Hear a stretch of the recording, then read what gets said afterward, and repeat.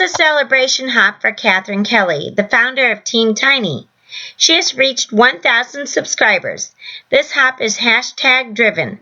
Click on the hashtag Team Tiny Catherine Kelly 1000 in the description to see the other videos in the hop.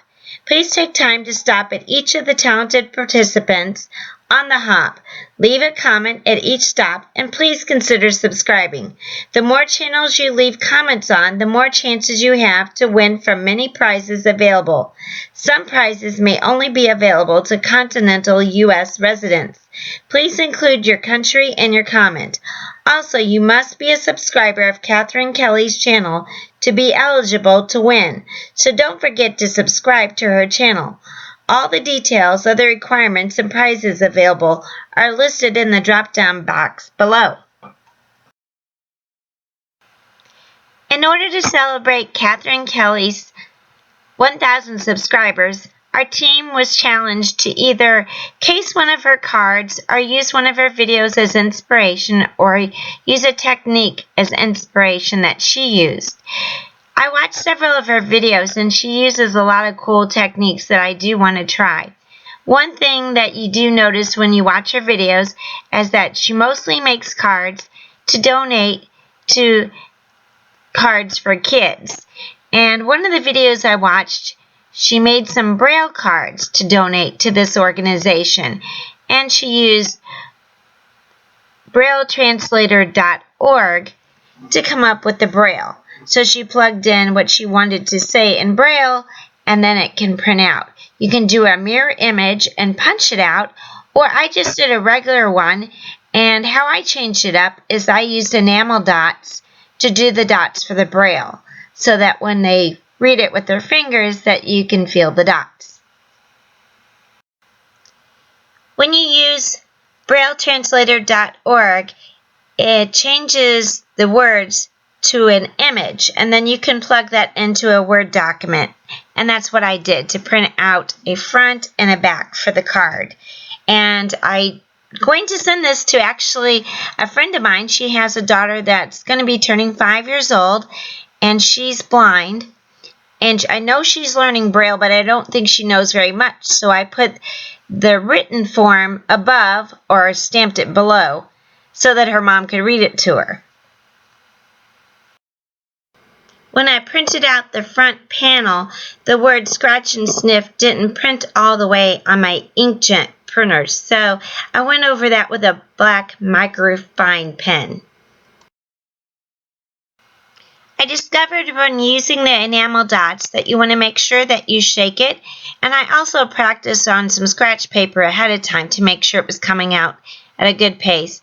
And just make sure you just squeeze just a little bit, just enough that you get a dot, but not so big that the dots go together.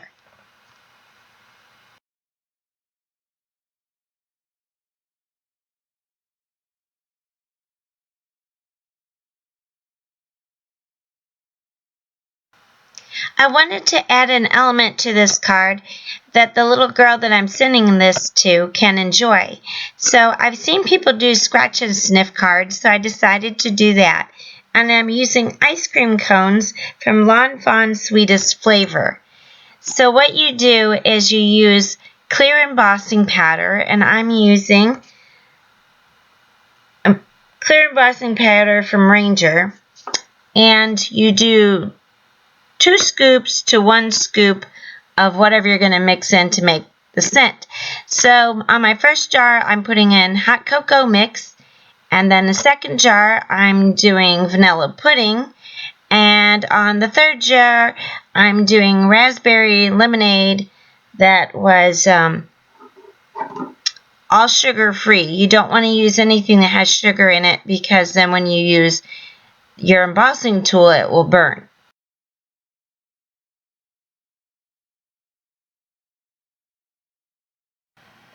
First, I cut out some ice cream cones from white cardstock using my Lawn Fawn Sweetest Flavor die, and then I go over it with my embossing tool so that the embossing powder only sticks to the part where I put the ink. And I used tea dye distress ink to stamp the ice cream cones.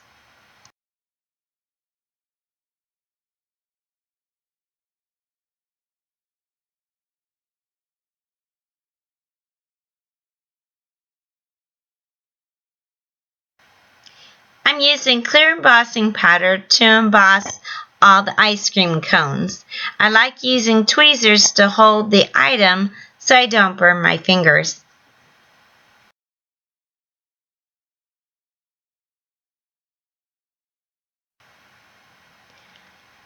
In order to emboss the ice cream, I turned over the stamp and used the back side to do the ice cream.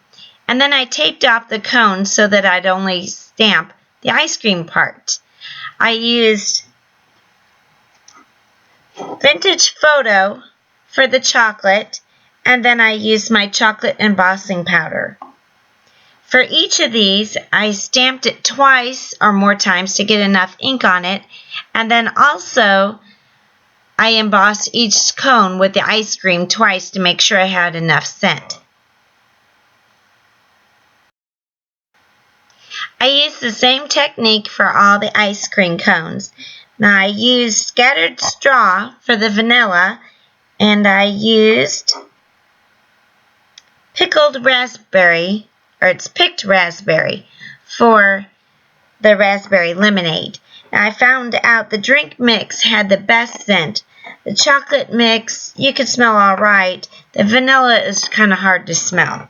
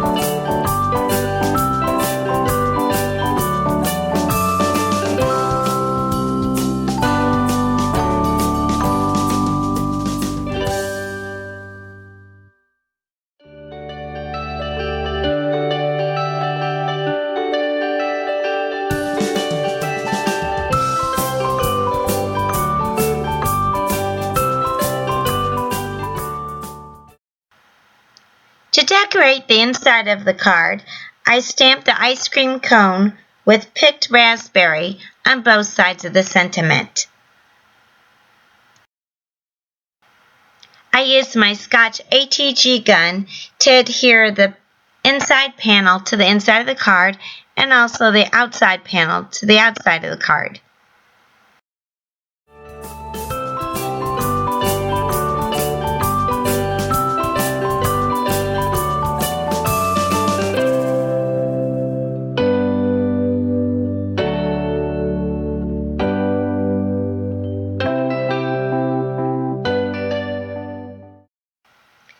I cut a strip from Doodlebug Designs Sugar Shop paper pad. And then I'm using some decorative scallop whisker scissors to cut both sides of the paper to give it a scalloped edge. You saw me cutting some scrap paper first to make sure I'm cutting it correctly.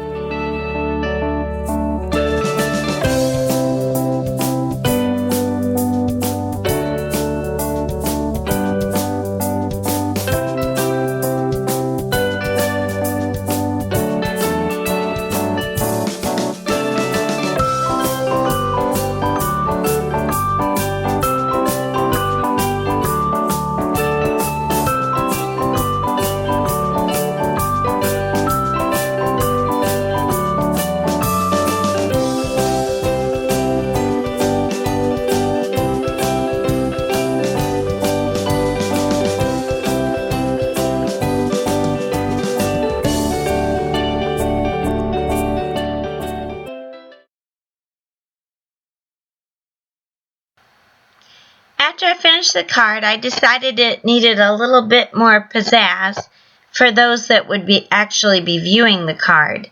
But I didn't want to add any other texture because I didn't want to take away from the scratch and sniff or the Braille for the little girl. So I decided to stamp the cherry and the heart from the stamp set to make kind of a decorative background. So I used Vesta Berry Distress ink to stamp the cherry and picked raspberry to stamp the heart.